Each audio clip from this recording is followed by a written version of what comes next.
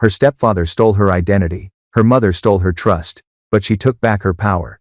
You know those moments that start off so normal, so ordinary, that you have no idea your entire life is about to change? That's exactly how that autumn morning began. I was sitting in the lobby of Sunrise Community Credit Union, the kind of place that always smelled like lemon polish and coffee. The kind of place where people whispered about interest rates and refinancing, not betrayal. Through the tall glass windows, I could see leaves swirling in gold and crimson spirals across the parking lot. Victor, my stepfather, had told me over breakfast that morning. It'll just take a minute, Stephanie. A small refinance, that's all? We just need your signature as a co-borrower. He said it so casually, buttering his toast like he wasn't about to tear my world apart. I didn't suspect a thing. Not yet. Now, sitting in that burgundy chair, watching the bank manager's trembling hands as he slid documents across the mahogany desk, something inside me twisted. Something wasn't right. Miss Adler. The man began. His nameplate read Howard Langley, and his silver-rimmed glasses caught the light. I need to point out some inconsistencies. Inconsistencies? My stomach dropped. He tapped his pen against a signature line. This appears to be your signature on several previous loan documents, but our verification system flagged it. Victor shifted beside me, his cologne suddenly too strong. What are you implying? He snapped. Howard didn't flinch. He just slid a document closer to me. This signature from 3 months ago doesn't match your records. I leaned in. The handwriting did look like mine, or at least a version of it, but I'd never signed that paper. My voice shook at first, but I said it anyway. I never signed this. Victor's face flushed a deep red. Don't be ridiculous, Stephanie. You signed it at the house, remember? After your birthday dinner. That stopped me cold. I was in Chicago on my birthday, I said quietly. I was working a presentation I'd been preparing for weeks. Howard's eyes flicked between us. Victor stood up so fast his chair screeched against the tile. This is absurd. We'll take our business elsewhere. Before I could react, he grabbed my arm hard and hissed, "Let's go." I yanked my arm back. No. His expression changed in an instant from anger to something darker. He lunged toward me, shoving me back. I hit the rope divider, and the metal post toppled with a loud clang that silenced the entire lobby. Pain flared across my collarbone where his nails tore my blouse. My heart pounded so loud I could barely hear anything else. And then, like a bolt of lightning, it hit me. This wasn't just about a loan. This was identity theft. By my own family. How could you forge my signature? I whispered, my voice trembling. Victor loomed over me, his face twisted with rage. My mother sat frozen beside him, lips pressed into a thin, tight line.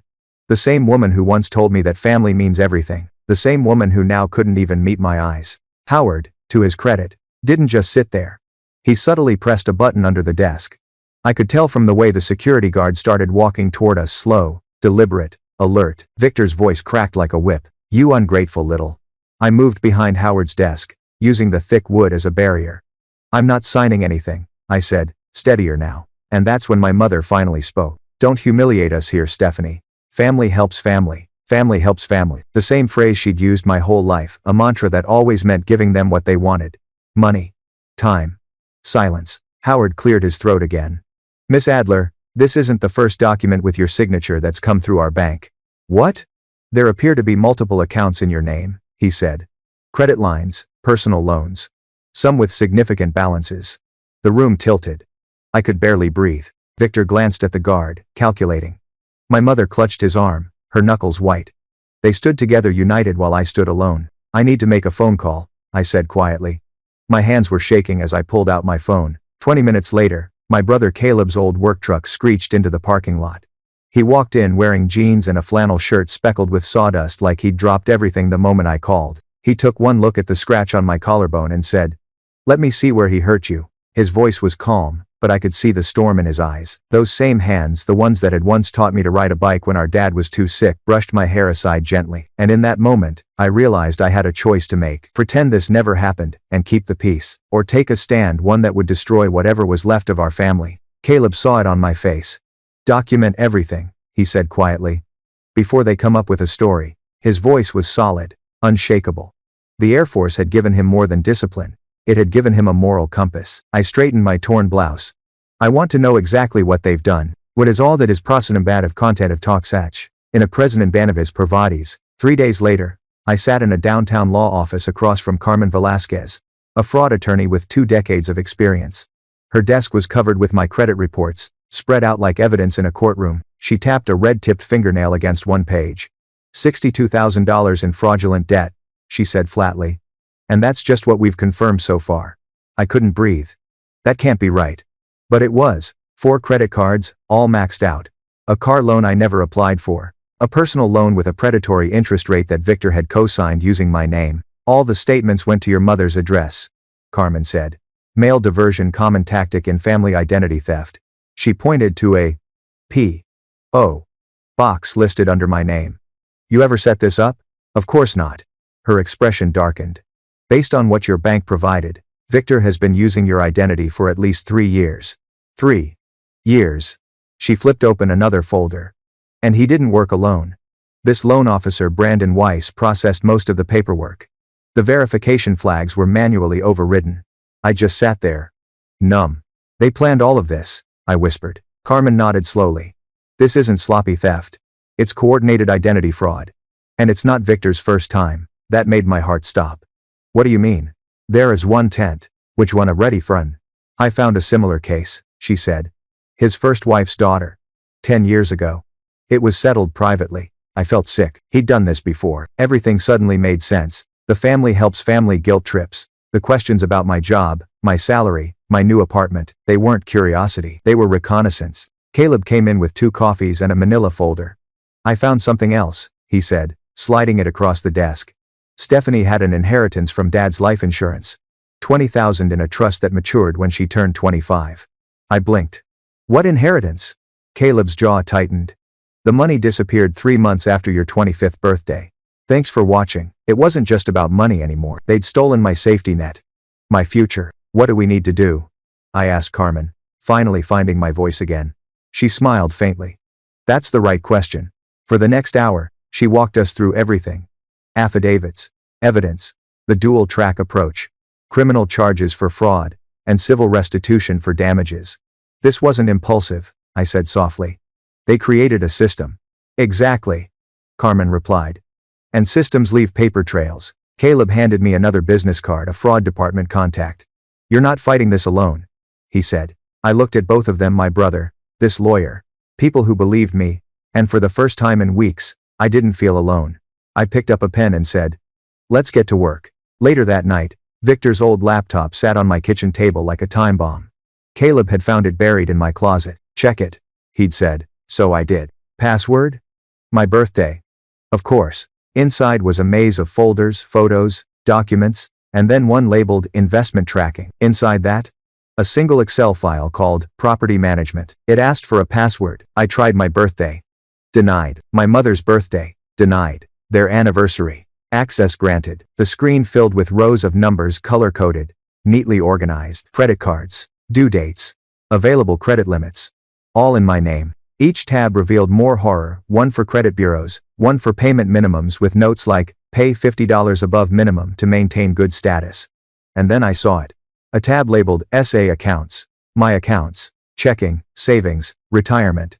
Even notes about my work bonus, the exact amount I'd received after tax. How did they even know that? I whispered. Then I found an email chain, Victor and Brandon Weiss, discussing how to fake my signature. Use the sample from the application, not the signature card. Brandon had written. Less chance of questions. What after 9? And Victor replied. Lillian found the perfect signature from Steph's graduation card. Vintage Stephanie. My mother, she'd helped him. I sat back, shaking. Everything I'd been trying to understand, the missing mail, the random fees, the sudden investment opportunities, all of it was right there in black and white. My phone buzzed. It was Carmen. I found it, I told her, my voice steady for the first time.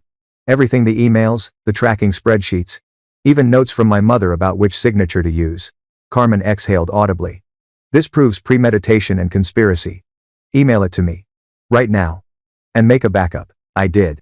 When the upload finished, I just sat there in silence, staring at the computer screen. For the first time, the fog lifted. The story finally made sense. I understand what they did now, I told her. And I can prove it. Sunday afternoon. The kind of day that once meant family barbecues and lazy hours at the lake, but this time, I wasn't going for nostalgia. I was going for justice. Golden light spilled through the maple trees as Caleb parked his truck in front of my parents' white colonial house, the same house where I'd spent my teenage years dreaming of freedom. He turned off the ignition and looked at me. You ready? I nodded, clutching the leather portfolio in my lap. Inside were the printed emails, the spreadsheets, and a restraining order application already filled out. All that was missing was Victor's signature, or a police officer's. Either way, it was getting done today. We walked up the brick path. The air smelled like fallen leaves and the faint smoke of someone's chimney. Normal. Peaceful. The last breath before a storm. Victor opened the door. His confident grin faltered when he saw Caleb behind me. "Stephanie," he said tightly. "This is unexpected. We need to talk," I replied, stepping forward. "All of us." My mother appeared from the hallway, wiping her hands on a dish towel. The color drained from her face. "Stephanie, what's going on? What is what of the wildfire? May we come in?" I asked, not waiting for permission. That house didn't scare me anymore. We walked into the living room, same beige carpet, same old family photos, now feeling like props from a lie. Victor stood near the fireplace, positioning himself like a man in control. Caleb crossed his arms, solid and immovable between us. Victor's voice rose. "We've been trying to call you for days. You didn't have to make a scene." I placed my portfolio on the coffee table, opened it, and slid out the first document, the spreadsheet, from his laptop. "I have the files, Victor," I said evenly. "And Brandon Weiss is cooperating." His face went pale. My mother's knees gave out, and she sank onto the sofa. "I don't know what you're talking about," Victor stammered, but his voice cracked. "Sure you do," I said, pulling out another sheet. Account 45621, open January 14th. Account 78302, March 8th. Citi card with a $24,000 limit. All maxed out. All in my name. Outside the window, Mr. Peterson was trimming his hedges, pretending not to watch. "Good. Let him." "Stephanie," my mother whispered. "We were going to pay it all back before you even knew." "Like you paid back your first wife's daughter?" I asked. Victor flinched, his jaw tightening. "Yeah. I know about that too. No way did Biwanori." He took a step forward, but Caleb didn't move, just shifted his stance slightly, like a quiet wall between us. "This is a family matter," Victor hissed. "We can work it out privately." "No," I said, pulling out one final page. "You'll either sign this, acknowledging you've seen the restraining order, or the police will serve it." My mother gasped. "You wouldn't." "She already has," Caleb said quietly. "Police are just waiting for our call." Victor's mask cracked. His hand shook as he grabbed the pen. "This isn't over," he muttered, scrawling his name with jagged letters. "Actually, it is," I said. "The bank's freezing all your accounts. Any contact violates the order. Thank you no self for watching." Through the window, I could see 3 neighbors whispering behind the hedge now. Perfect. Witnesses. I gathered the papers, turned, and walked out without another word. My mother's sobs followed me down the hallway, but I didn't look back. Outside, the autumn air felt sharper, cleaner. Each step to Caleb's truck felt like reclaiming a piece of myself they'd tried to erase. Back at Caleb's bungalow, the kitchen smelled like garlic and tomatoes. Carmen had arrived with Italian takeout and a bottle of champagne. "To facing down bullies," Caleb said, raising his glass. "Just like when we were kids," I added with a shaky smile. "Except now," Carmen said, "we have the law on our side." She smiled, a small proud smile that made me realize how far I'd come. "You handled that perfectly," she told me. "The documentation was impeccable. They can't twist the story anymore." My phone buzzed. It was Howard from the bank. "Miss Adler," he said formally. "Brandon Weiss has confessed. Full statement. He's cooperating with authorities." I felt something in my chest unclench for the first time in weeks. "Thank you," I said softly. We barely hung up when there was a knock at the door. Mrs. Garcia, Caleb's neighbor, stood there with a warm apple pie. "I saw what happened earlier," she said, pressing the pie into my hands. "We always thought Victor was strange about money. You did the right thing, honey." Her kindness hit me harder than I expected. After she left, I sat on Caleb's porch swing, watching the sun dip behind the oak trees. For the first time since this nightmare began, I felt clean. When Carmen and Caleb joined me, I said quietly, "Do I push for full criminal charges now, or wait?" Carmen started to answer, but I shook my head. "Not tonight. Tonight we celebrate this victory.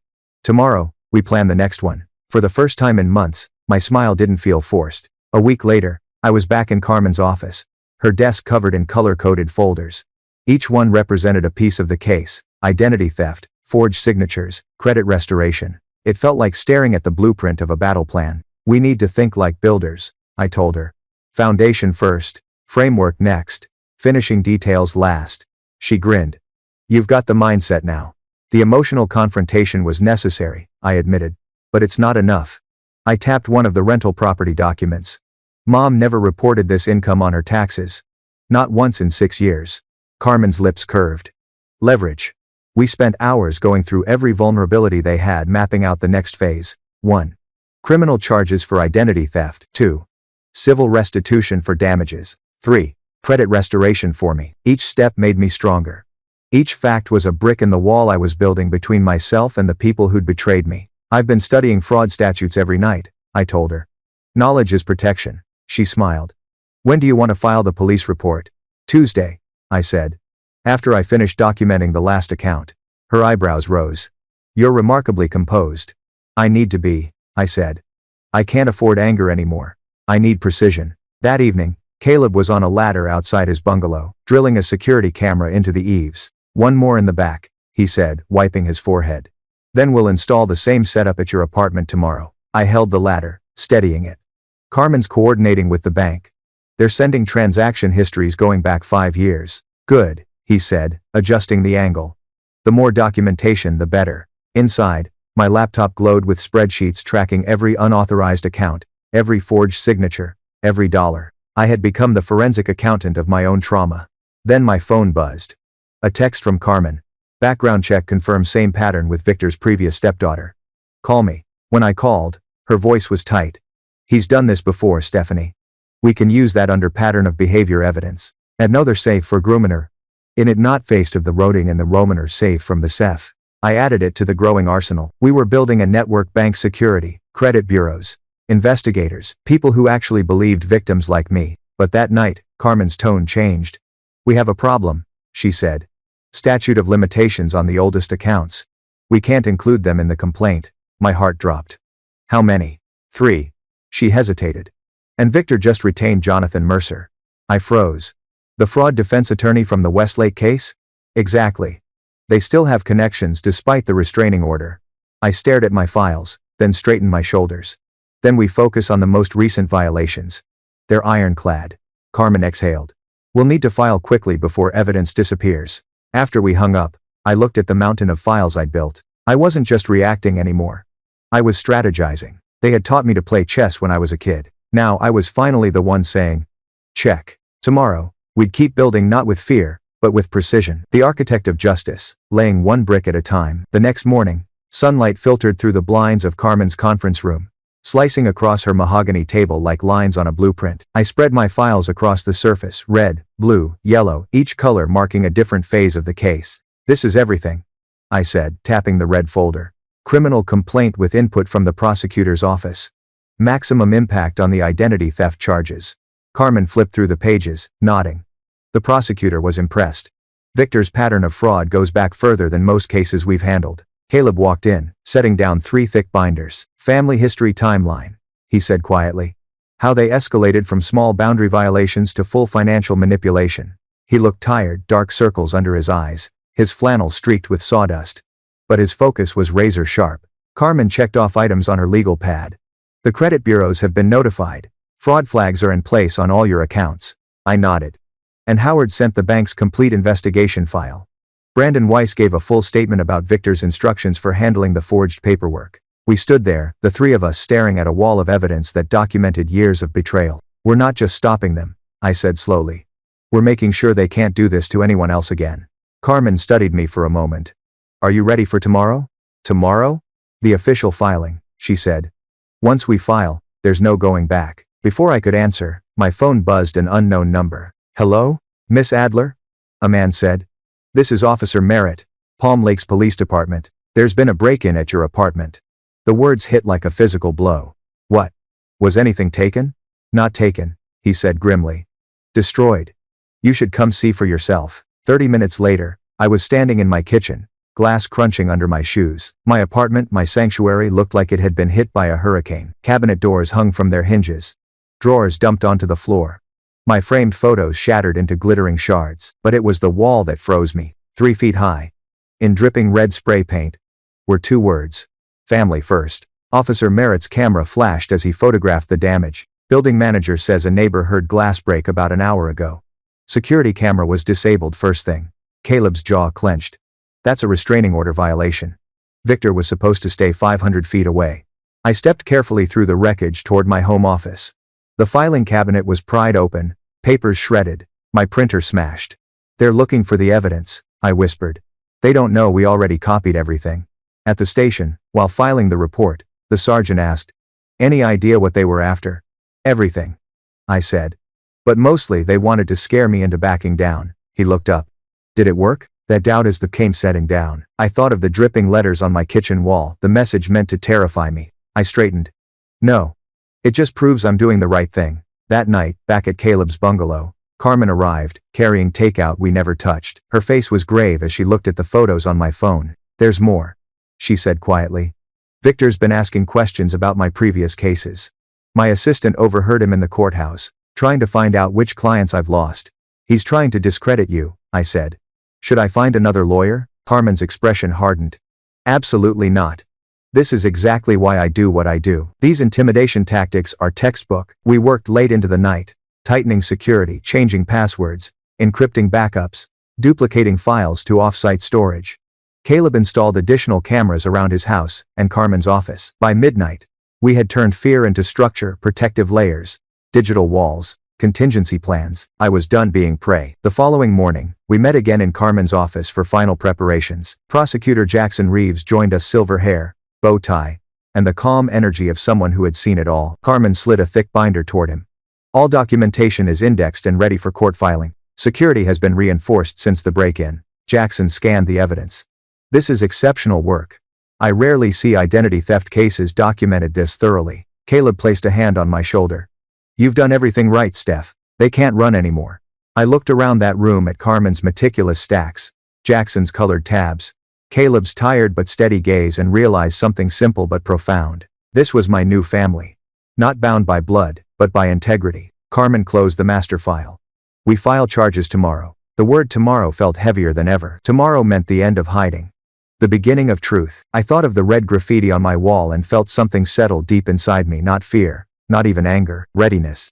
"I'm ready," I said. And for the first time since this began, my voice didn't shake. The next day came before dawn. Fog clung to the windows of Caleb's living room. I hadn't even finished my first cup of coffee when my phone vibrated. Carmen's name lit up the screen. "They vandalized the lake cabin," she said without preamble. "Sheriff called it in broken windows, spray paint everywhere." I sat upright, spilling coffee onto my lap. "How bad?" "Bad enough. Your family photo albums were shredded. Pages scattered across the dock. The separate flames." Her voice dropped. "And there's more. Victor filed an emergency petition this morning claiming you're mentally unstable, that you invented this whole fraud story." The mug slipped from my hand. It hit the hardwood with a dull thud but didn't break. Somehow, that felt worse. "He can't do that," I whispered. "He absolutely can try," Carmen said. "His attorney's claiming you authorized the loans but changed your mind after an argument. They're trying to delay the prosecutor's review." My phone buzzed again, text from my mother's church friends. "Your poor mom is heartbroken. Family should forgive, not destroy each other." I scrolled through them, each one echoing the same script. "They're working the church crowd," I muttered. "Classic manipulation," Carmen replied. "They're scrambling. We need to move now. I'm filing for an emergency hearing to counter his petition." Outside the window, Caleb was pacing across the lawn, phone to his ear. When he saw my face, he gave me a thumbs up. He strode back in. "I set up wildlife cameras at the cabin last weekend," he said. "Guess what they caught?" Carmen perked up. "Can we get the footage within the hour?" Caleb grinned grimly. "Already downloading. Clear shots of Victor smashing the family room window. Time-stamped. GPS verified." My phone buzzed again, this time from Pastor Willard. "Your mother was in tears during prayer group. Family reconciliation is God's highest calling." I let out a bitter laugh. "They planned this. File a petition the same day the prosecutor reviews our case, vandalize the cabin, turn the church against me. It's coordinated." "Then we'll coordinate better," Carmen said. "We're delivering the full evidence package to the prosecutor today, including the cabin footage.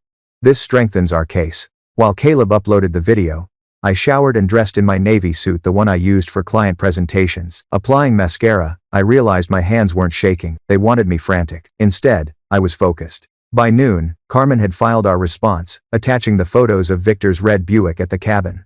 The evidence was irrefutable. Meanwhile, the texts kept coming. "We just want our daughter back. This is a misunderstanding." Half the congregation thought I was losing my mind. "Let them," Carmen said when I told her.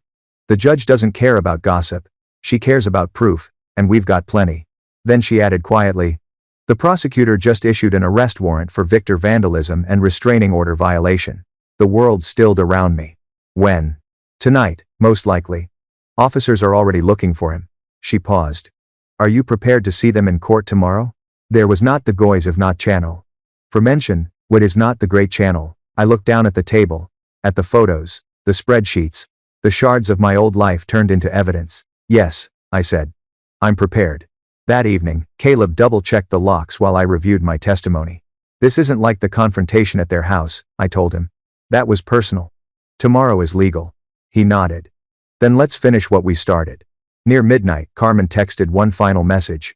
Just finished prepping our case. Tomorrow we end this permanently. I stepped onto the porch, breathing in the crisp autumn air. The stars above looked calm, detached, eternal. My old life had burned down with that first forged loan document. Tomorrow, something new would rise from the ashes. Another text flashed on my phone, unknown number. We're still your parents. It's not too late to drop this.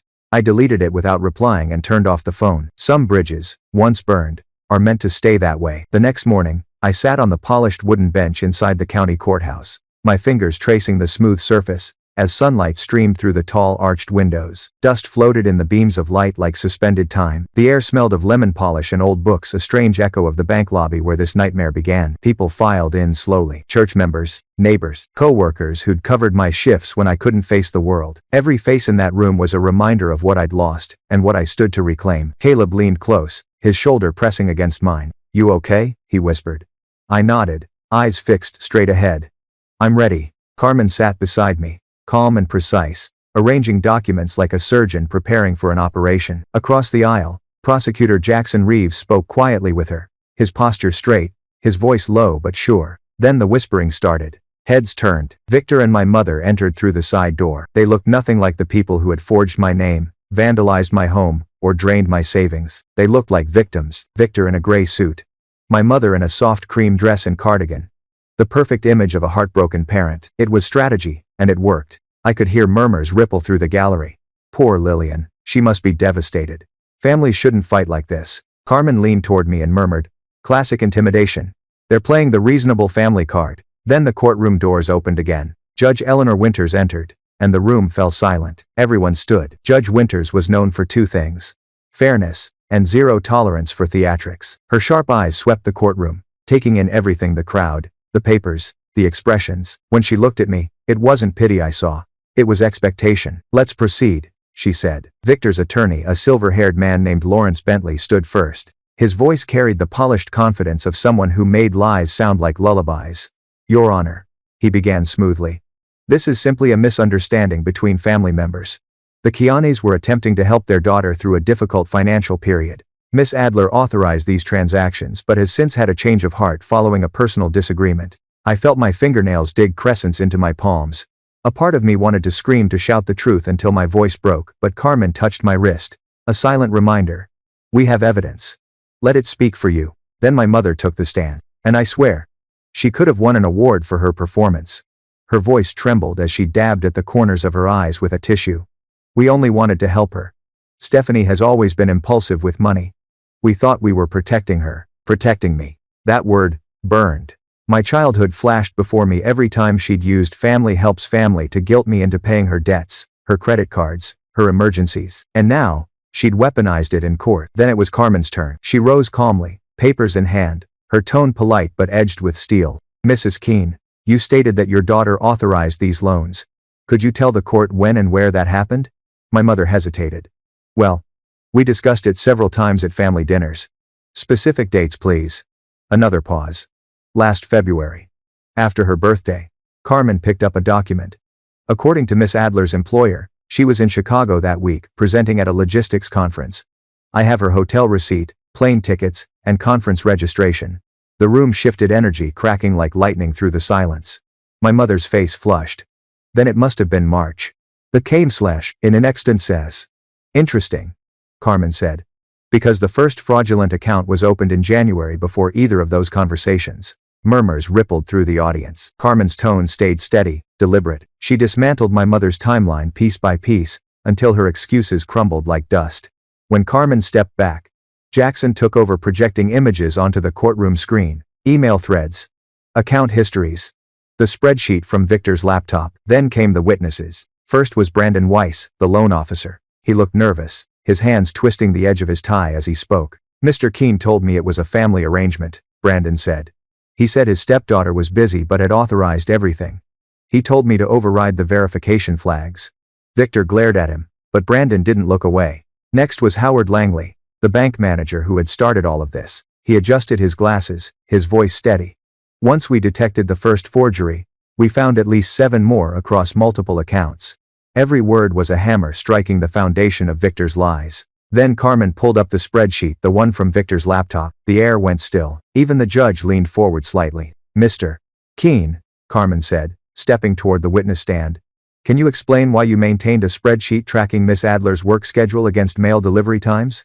Victor's face tightened. I was helping manage her finances, intercepting her mail. And can you explain why your notes mention her work trips coinciding with new account openings? I don't recall, he said. You don't recall creating a system to monitor your stepdaughter's movements so you could better commit fraud? Bentley shot up. Objection. Counsel is badgering the witness. Sustained, Judge Winters said calmly. Rephrase. Carmen smiled faintly. Mr. Keene, did you create this spreadsheet? Victor hesitated. Yes. But. No further questions. It was surgical. Each question slicing deeper. Each fact revealing the rot beneath. And as Victor's voice faltered, I realized the victory wasn't in shouting. It was in letting the truth speak louder than any defense. The judge called for a brief recess. The courtroom buzzed with whispers. I could feel eyes on me from every direction, pity, shock, disbelief. Caleb squeezed my shoulder. You're doing great, Steph. When the judge returned, her tone was grave. Based on the evidence presented, she said, I am expanding the temporary restraining order to include Lillian Keene. Carmen exhaled quietly beside me. It was the first of many small wins. Then Judge Winters turned to the prosecutor. Mr. Reeves, does the state wish to proceed with charges? Jackson stood. Yes, Your Honor. The state is filing formal charges of identity theft, bank fraud, and witness intimidation against Victor Keene, and conspiracy charges against Lillian Keene. The room gasped. A court officer stepped forward. The metallic click of handcuffs echoed through the chamber, a sound that seemed to slice through every lie, every manipulation, every whispered prayer from my mother's church friends. Victor turned, panic flashing across his face. Lillian, tell them this is ridiculous. But my mother didn't move. Her eyes stayed fixed on her lap, her hands shaking. Judge Winters continued, her voice firm but calm. All assets are to be frozen pending civil judgment. Mr. Keene will remain in custody. Mrs. Keene, while you are not being taken into custody at this time, the court finds sufficient evidence of systematic fraud to warrant further investigation. I could feel the shift like gravity changing direction. For years, they'd held power over me through guilt and obligation. Now, that power was gone. As Victor was let out, something remarkable happened. Several of my mother's church friends quietly rose from their seats and moved to sit behind me. Mrs. Peterson, my old Sunday school teacher, reached out and squeezed my shoulder. And for the first time in years, I didn't feel like the black sheep. I felt like someone seen. The civil case was fast-tracked. The court placed liens on their assets, including the secret rental property my mother had never declared. Judge Winters ordered immediate credit restoration procedures. Then she looked at me. Miss Adler, this court recognizes you as a victim of systematic identity theft. You may deliver your victim impact statement. My heart thudded once, hard. Then I stood. The wood floor creaked beneath my shoes as I walked to the podium. My knees trembled, but my voice when it came was clear. Your Honor, I began. Today ends the betrayal, but not the hurt. I turned to face my mother. Family is supposed to mean protection, not exploitation. What they stole wasn't just money. They stole trust, safety, my belief that the people who were supposed to protect me would never be the ones to harm me. I took a breath, steadying myself. I'm not asking for vengeance. I'm asking for justice. For consequences that match the deliberate choices they made. My voice grew stronger, and I hope this case helps others, people trapped in that same twisted logic that family loyalty means accepting abuse. When I finished, Judge Winters nodded solemnly. Miss Adler, she said, this court commends your courage. Too often, victims of family financial abuse stay silent. You did not. She turned to Victor. Mr. Keene, you are facing a federal sentence of up to 14 years. Mrs. Keene, you may face additional charges depending on your cooperation. And just like that, it was over. The gavel fell. Carmen placed a hand on my arm. You've done something incredible, Stephanie. This will help other victims. Outside, rain had begun to fall, soft at first, then steady, washing over the courthouse steps. I tilted my face upward and let it fall on my skin, cool and cleansing. For the first time, I wasn't crying out of fear or shame. Caleb appeared beside me, holding an umbrella. He didn't speak. He just looked at me with that quiet pride only an older brother can carry. "Ready?" he asked. I nodded, straightening my shoulders. "For the first time since this began," I said. "Yeah. I'm ready." We walked away together, the rain washing the courthouse steps behind us clean. 3 days after the sentencing, I sat on the same courthouse steps where rain had washed away everything old. The sky was bright this time. Cold blue, sunlight spilling across the stone. I held the morning paper in my hands, folded to the headline that carried our story. Local businessman sentenced to 14 years for family identity fraud. Enter Clow. Thanks for watching that we min of the way. Below it, my mother's name, her public apology letter. It was brief, carefully worded, and full of the kind of remorse that sounds practiced. We never meant to hurt our daughter. We were desperate, misguided, and wrong. But at least it was printed in ink, permanent. 14 years. The number looked heavy on the page, almost unreal. How do you measure betrayal in years? You can't. But it was something. My phone buzzed with a text from Mrs. Harrington. My neighbor. Lasagna tonight. No arguments. A smile tugged at the corner of my mouth. The meal train had started the week after the arrest. Casseroles, soups, handwritten notes on napkins, a safety net I didn't expect but desperately needed. When Jeff Wilson from across the street installed new security cameras, he quietly angled one toward my front door. No one said the words, "We're watching out for you." They just did. I folded the newspaper and tucked it into my bag as Carmen came down the courthouse steps, heels clicking with purpose. "Credit Bureau number 3 finally cleared your record," she said, sliding her sunglasses onto her face. "Your score should rebound completely within 60 days. For the first time in almost a year, my shoulders loosened. "Thank you," I said. "For everything." She smiled. "You did the work, Stephanie. We just built the framework around it. This 5 the masters within every money's word." That night, for the first time since that morning at Sunrise Credit Union, I slept 7 uninterrupted hours. No phone calls, no panic jolting me awake, just quiet. The following evening, Caleb grilled steaks in his backyard, the air thick with the smell of charcoal and rosemary. We were celebrating the paperwork that made us co-owners of the family cabin repaired, restored, reclaimed. It had once been a crime scene. Now, it was a promise. Carmen joined us with a bottle of wine. She raised her glass. "To closure." Caleb grinned. "To the family we choose." We clinked glasses, and for the first time, I didn't feel the weight of missing anyone. I didn't miss my mother. I didn't miss the illusion of family. I just felt free. 6 months later, I stood in front of 20 seniors at Sunrise Credit Union's community room, the same building where everything had begun. The sign behind me read Fraud Prevention and Financial Empowerment Workshop. I looked out at the faces in front of me, people clutching notepads, sipping coffee, waiting for answers. "Identity theft," I began. "Feels like drowning." A few heads nodded. "But the good news, you can surface again, you can rebuild." I did. I told them about credit freezes, police reports, the victim impact process, not with bitterness, but with purpose. And as I spoke, I realized that something had shifted. The fear that once consumed me had turned into fuel. Pain had turned into expertise. Sunday mornings found me at the cabin again, coffee steaming beside my laptop. Early sun breaking through the pines. The lake outside rippled with a calm that mirrored something I hadn't felt in years. Peace. Caleb was on the porch, hammering new window frames into place. "The east bedroom's almost done," he said, brushing sawdust off his flannel. "The contractor says we'll be ready for 4 retreat guests by summer. There's no first a world. No first a world for and no for morrowed for minner." We were turning the cabin into something new. A safe retreat for survivors of family financial abuse. A place to start again. My phone buzzed a message from Carmen. "Our fraud unit just took on 2 new cases using your evidence template. 3 families have already won their claims." I smiled. The system was finally working for someone. And for the first time, I realized I had become the system I once needed. Later that month, my boss called me into her office. She held out an envelope with a grin. "Official offer letter," she said. "Senior project manager. 25% raise." I blinked, speechless. It was the same promotion I almost lost when the debt collectors had started calling last year. "Congratulations," she said. "You earned this, Stephanie. Really earned it." As I walked out of her office, the words "earned it" replayed in my mind. Not luck, not sympathy. Earned. Therapy helped me understand what I couldn't face before: how manipulation works, how guilt rewires loyalty, how grief makes you vulnerable. Dr. Linden once said something that stuck with me. Forgiveness without accountability is just permission for harm to repeat. When my mother reached out last month asking for reconciliation, I finally replied, full accountability first. Then we can talk about forgiveness.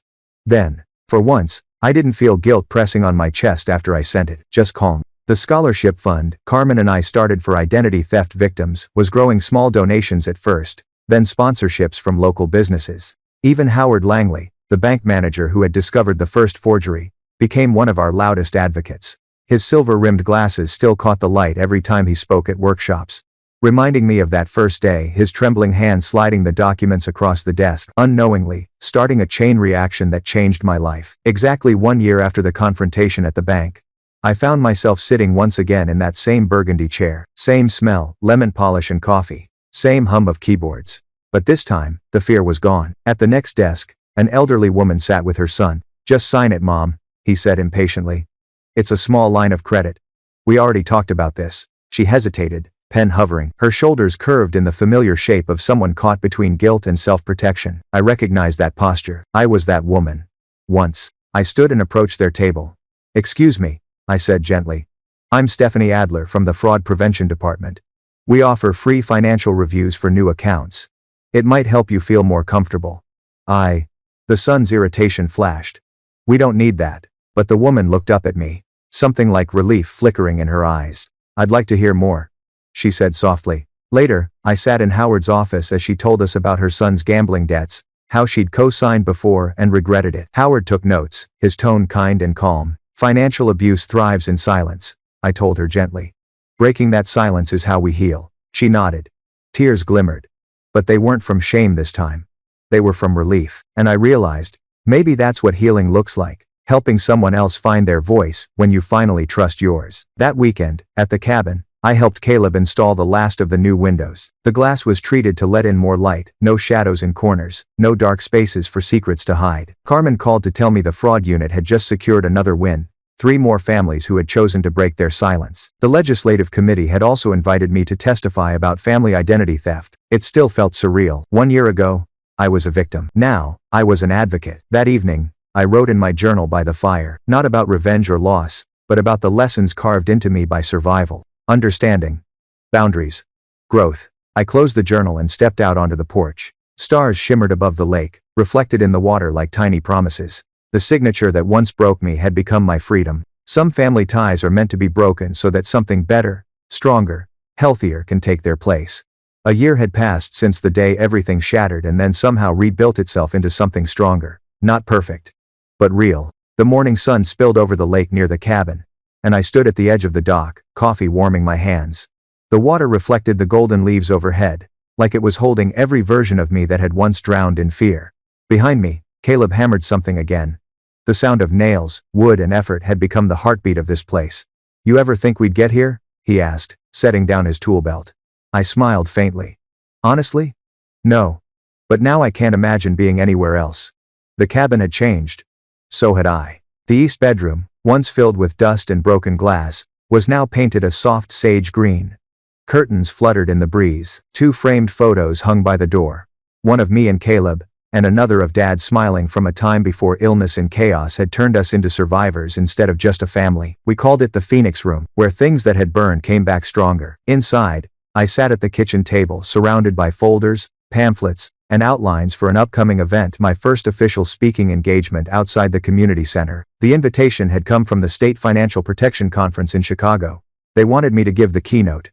Reclaiming Your Life After Family Fraud. Just seeing my name on that letterhead had made me freeze. Me. A keynote speaker.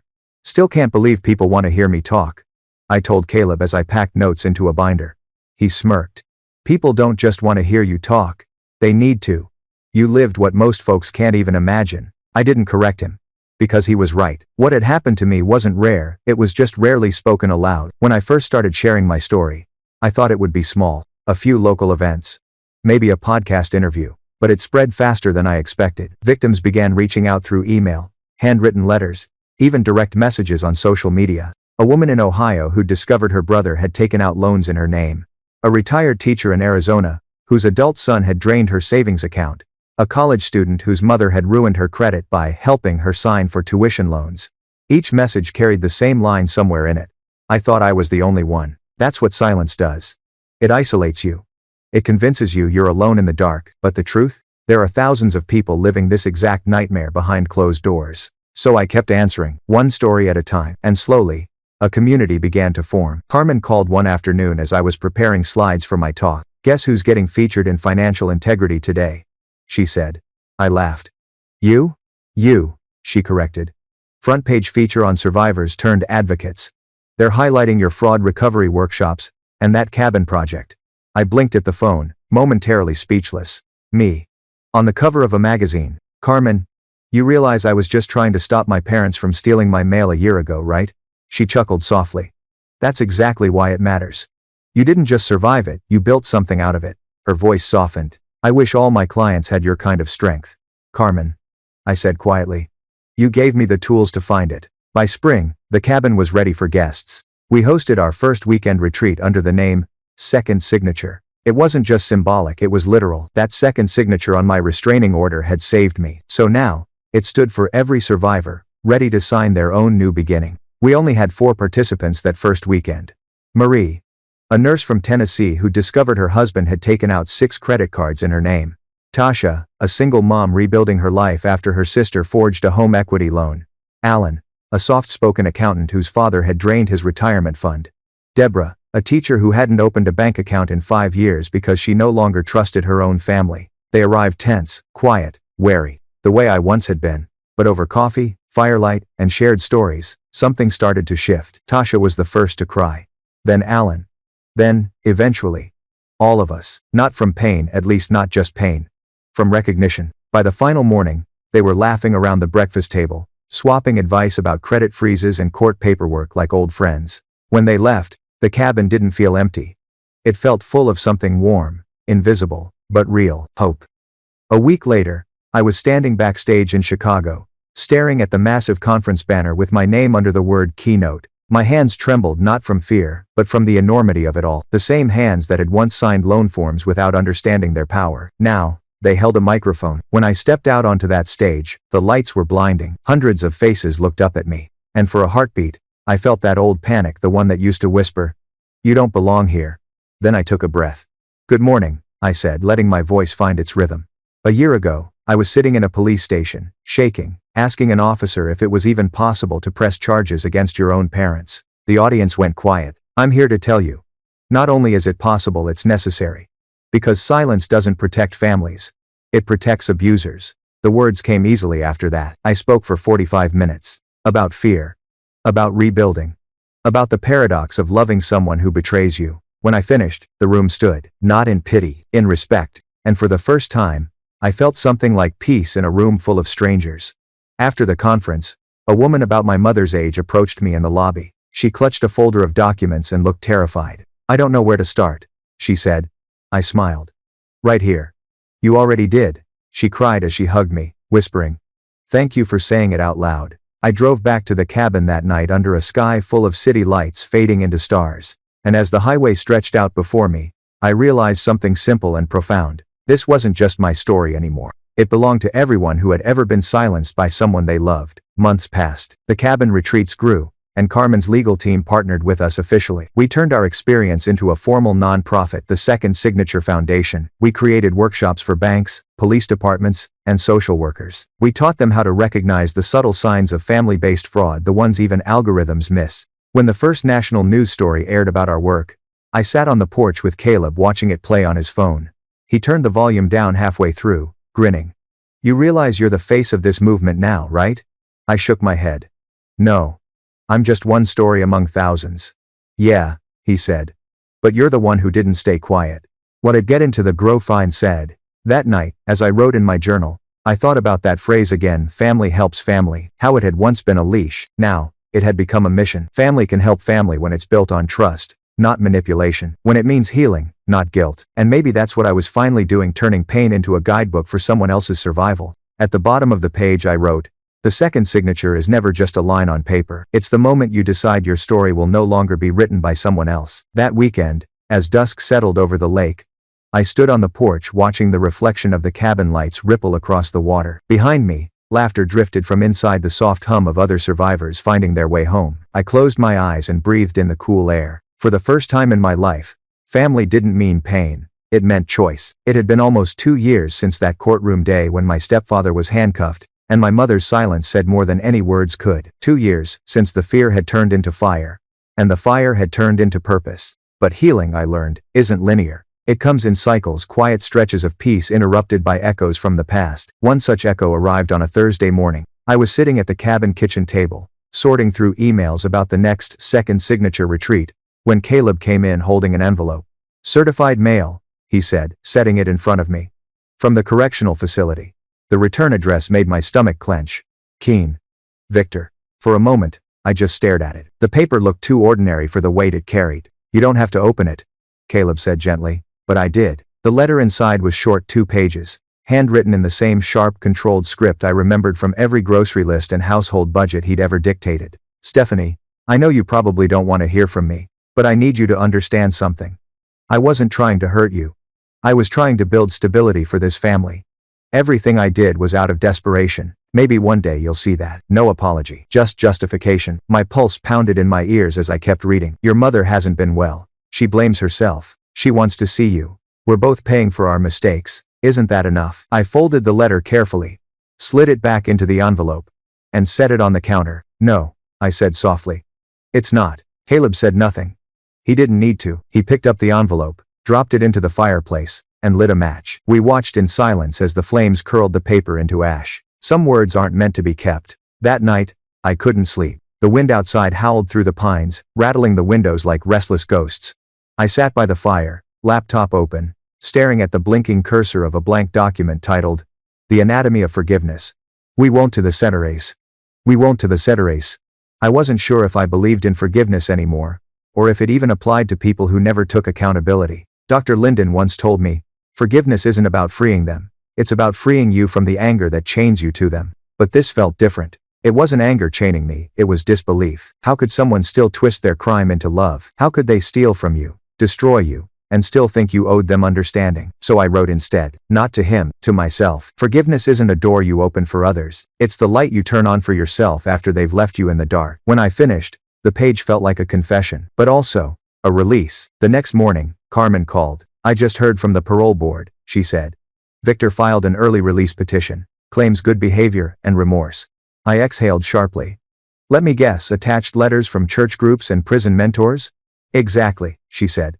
"But the board wants a victim statement before making any decisions." "I'll write it," I said without hesitation. Carmen paused. "Are you sure? You don't have to face that again." "I'm not facing him," I said. "I'm facing the truth." The statement took me 3 days. Not because I didn't know what to say, but because I wanted every word to matter. I started with the facts. The forgery, the lies, the physical violence at the bank. Then I wrote about the aftermath: credit destruction, lost job opportunities, months of panic every time the phone rang. But I ended it differently than I expected. "I do not wish Victor harm. I wish him accountability. True remorse isn't a letter written from a cell. It's what you do when no one is watching." He once said he was building stability for this family. He succeeded, but not in the way he thinks.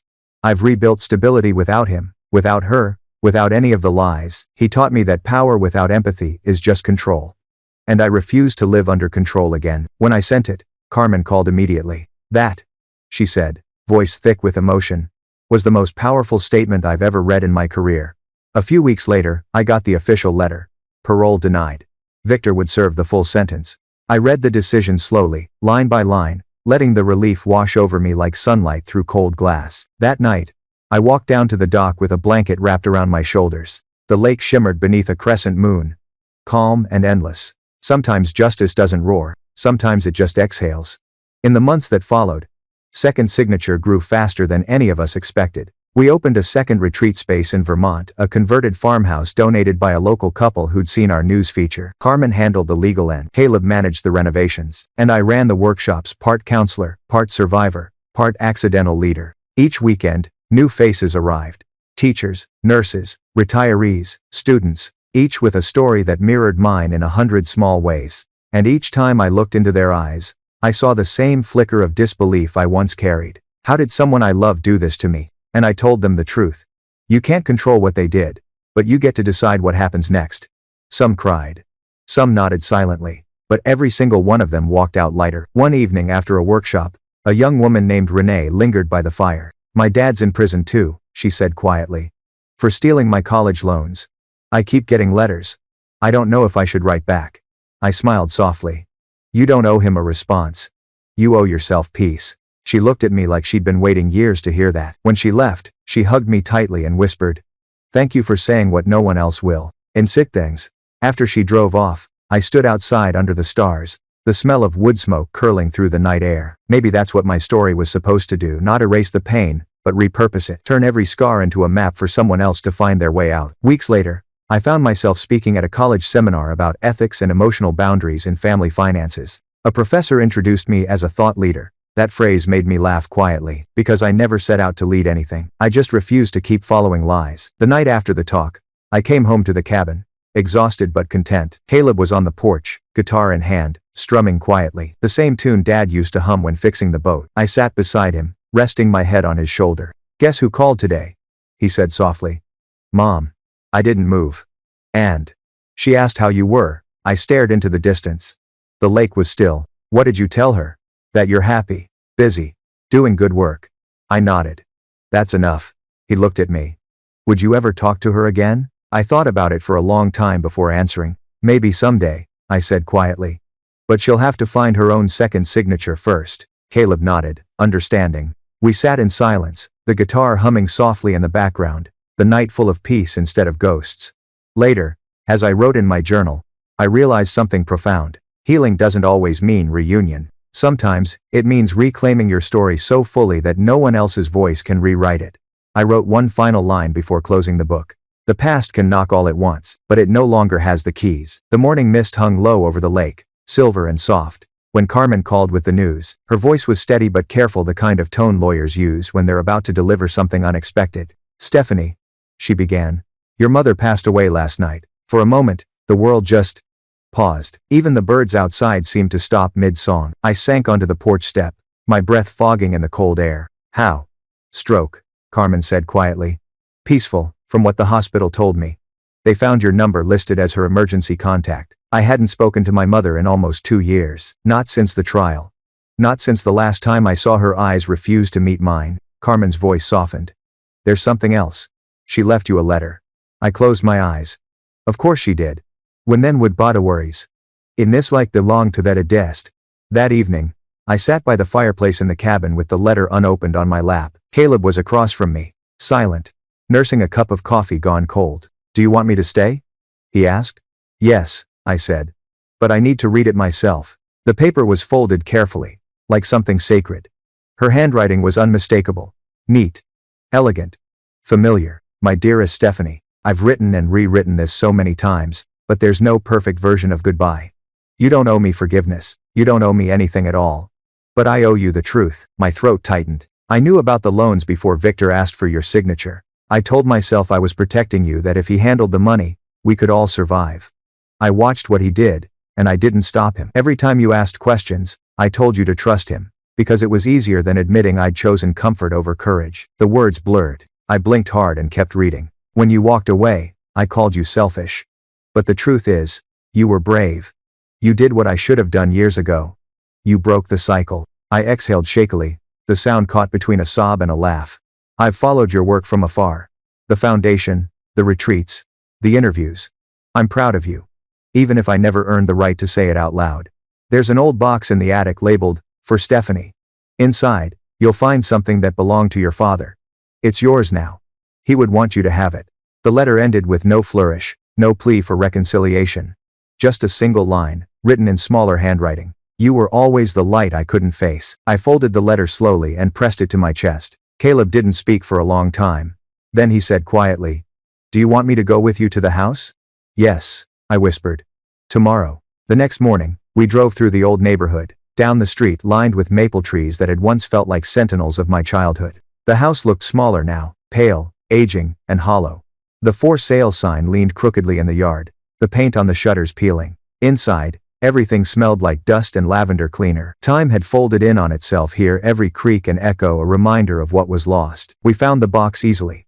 It sat in the attic under a tarp, labeled in my mother's handwriting, "For Stephanie." I brushed the dust off and lifted the lid. Inside was a leather-bound journal, its edges frayed with age. Tucked beside it was a small wooden box. Inside the box a pocket watch. Engraved with my father's initials, R.A., it still ticked. Caleb smiled faintly. Dad used to check that thing every 10 minutes. I opened the journal. My father's handwriting filled the first few pages. Neat, thoughtful, the entries began when I was born. Notes about the first time I smiled. My first steps. My first words. But deeper in, the tone changed darker, worried. Lillian's been hiding bills again. I don't know how much longer I can keep this together.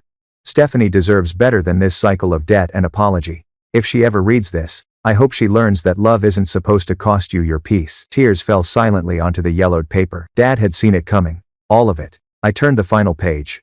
One line was written there. Faint but clear. Be the person who breaks the pattern, not the one who repeats it. I closed the journal and whispered, I did. Dad. We left the house in silence. The box resting between us on the truck seat. The drive back to the cabin was quiet except for the hum of the road beneath the tires. When we got home, I placed the pocket watch on the mantel beside a photo of Dad. It ticked softly, steady, and rhythmic, like time forgiving itself. Caleb poured 2 cups of coffee. What are you going to do with the house? Donate the sale proceeds, I said. To the foundation. For survivors starting over. He nodded. That's what Dad would have done. Later that night, I sat by the lake again. The pocket watch ticking faintly in my palm. I thought about legacy, how it isn't about inheritance or property or bloodlines. It's about the lessons you leave behind. Dad's lesson had been simple. That love and loyalty are only real when they come with honesty. And Mom's, even in her failure, she'd left me something, proof that silence can end. That truth, however late, still matters. The wind whispered through the trees, and I imagined her voice in it, soft, regretful, almost tender. For the first time, I didn't flinch at the memory. I just let it be. The next morning, I brought Dad's journal to the retreat. During the closing circle, I read his final line aloud to the group. Be the person who breaks the pattern, not the one who repeats it. Marie, the nurse from Tennessee, started crying quietly. Then Alan reached for her hand. No one spoke for a long time, but we all felt it, the weight of that truth settling in like sunlight through stained glass. When the session ended, Renee approached me. Do you think your mom ever understood? I hesitated, then said, maybe at the very end. And that's enough for me. She nodded. That's brave. I smiled faintly. No. It's acceptance. There's a difference. There's sensing. There's no fly play with. That evening, Carmen called again. I read the obituary, she said. That must have been hard. It was strange, I admitted. To mourn someone I already lost years ago. Closure doesn't always come in clean lines, she said gently. Sometimes it's just knowing you've said everything you needed to, even if they never heard it. I looked out at the horizon where the lake met the sky. Yeah, I said softly. And maybe that's all the closure I'll ever need. That night, I placed Dad's pocket watch beside my bed. Its ticking filled the silence, steady, patient, alive. Like a heartbeat reminding me, time doesn't erase pain, it refines it. I closed my eyes and whispered one final thank you. To Dad, for his quiet strength. To Mom, for finally telling the truth. And to myself, for surviving long enough to turn pain into purpose. Spring arrived early that year, painting the hillsides around the lake in pale greens and soft golds. The ice melted weeks ahead of schedule, and the cabin, our little haven of second chances, seemed to exhale with the season. On the morning of our 5th retreat, I stood on the dock watching the reflection of the new banner flutter in the breeze. The second signature foundation, 2 years of rebuilding lives. There's the creasing, the manor self-flacked. It still didn't feel real sometimes, that something born out of pain could bloom into this much good. Inside, the smell of cinnamon rolls drifted through the air. Caleb was at the counter flipping pancakes for the new guests, while soft music played from a small speaker. You're gonna spoil them, I teased. He grinned without turning. They deserve to feel taken care of, Steph. That's the point, isn't it? It was. Every person who came here needed to feel safe, needed to know that trust could exist again without being weaponized. When the group gathered in the main room after breakfast, I looked at the 8 new faces sitting in a circle, different ages, backgrounds, accents, but the same haunted look I once saw in my own reflection. I started with what had become our ritual introduction. My name is Stephanie, I said softly. And I know what it feels like to have the people you love use your name like a weapon. Silence followed, gentle, expectant. Then, one by one, they began to speak. A woman named Kendra whose brother had emptied her retirement account. A college student whose uncle forged her student loan forms. A man who'd lost his small business because his father used him as a guarantor for a failed investment. Each story landed like a pebble dropped into still water, ripples of recognition spreading through the room. When Kendra finished, she wiped her eyes and whispered, I thought I was crazy. I smiled gently. You're not. You're just finally telling the truth out loud. That's the moment the room always changes, the moment someone realizes they're not alone anymore. That afternoon, Carmen drove up from the city to join us. Her car crunched over the gravel, and she stepped out in her usual way, heels on rural dirt roads, like it was the most natural thing in the world. She hugged me, her voice warm. 2 years, Stephanie. Can you believe it? No, I said honestly. And yet, yes. We walked along the path by the water as she caught me up on new developments. The Attorney General's office wants to collaborate, she said. A statewide initiative on family financial abuse awareness. They're calling it Project Phoenix. I smiled. Dad would have liked that name, she nodded. They want you to be the spokesperson. I laughed quietly, shaking my head. I'm not a politician. You don't have to be, Carmen said. You're the proof it's survivable. That evening, after the last workshop session, the group gathered around the campfire. The sky was clear, and the stars shimmered like scattered glass. Renee, who had been one of our very first guests and now volunteered as a mentor, passed out slips of paper. Write down something you're ready to let go of, she told the group. And we'll burn it together. When it came to me, I hesitated. What did I still need to release? For a long time, I thought I'd let go of everything: fear, guilt, anger. But as I looked at the firelight flickering on everyone's faces, I realized there was still one thing left. I wrote slowly. The version of me that still thinks she needs to earn peace. Then I folded the paper and placed it in the fire. It curled, blackened, and disappeared into orange light, and something in my chest went with it. Later that night, after everyone had gone to bed, I sat alone on the dock again. The moon hung low, the lake still as glass. I took out Dad's pocket watch and opened it. It ticked softly, steady, patient. The second hand swept forward with quiet confidence, as if it knew exactly where it was going. In the reflection of the water, I saw two versions of myself: who I had been, and who I had become, merging into one. I thought about everything that had brought me here: the bank confrontation, the courtroom, the retreats, the letter from my mother. All of it felt like chapters in a book I could finally close, not because I wanted to forget, but because I had learned how to carry it differently. The next morning, I drove into town to pick up supplies for the foundation's open house. At the register, the cashier, an older man with kind eyes, looked at the logo on my sweatshirt. You work with that group? He asked. Second signature? I founded it, I said with a smile. He blinked. No kidding. My daughter came to one of your retreats last year. You changed her life. Nady. His voice trembled slightly. She's in nursing school now. Paid off her debt. I don't know how to thank you. I swallowed hard, blinking back tears. You just did. This not a great Mel.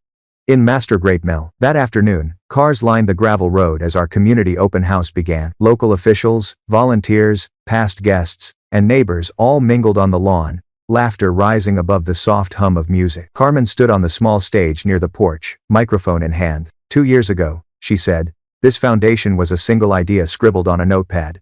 Now it's changed hundreds of lives. All because one woman decided that silence was no longer an option. She looked at me. Stephanie, come say a few words. The crowd clapped as I walked up. I wasn't nervous this time. I was home. I took the microphone, scanning the familiar faces: Caleb, Carmen, Renee, the volunteers, even Howard from the credit union. And behind them, dozens of survivors who had turned pain into purpose. When this started, I said, I thought I was fighting to get my life back. But what I learned is that sometimes, the life you rebuild is better than the one you lost. I paused, the wind catching my hair, sunlight flashing off the lake behind us. My father used to tell me, love and trust aren't measured by how much you give. They're measured by how safe you feel giving it. And for the first time in my life, I finally feel safe. Applause swelled through the crowd. I looked at Caleb, who was recording the moment on his phone, at Carmen, wiping her eyes discreetly behind her sunglasses, at the survivors standing together, hands linked. And for a fleeting moment, I imagined Dad there too, smiling from the porch steps. That night, after everyone left, the cabin was quiet again. I stepped outside with a mug of tea, watching the stars appear one by one. The watch ticked softly in my pocket, and I whispered, I kept my promise, Dad. I broke the pattern.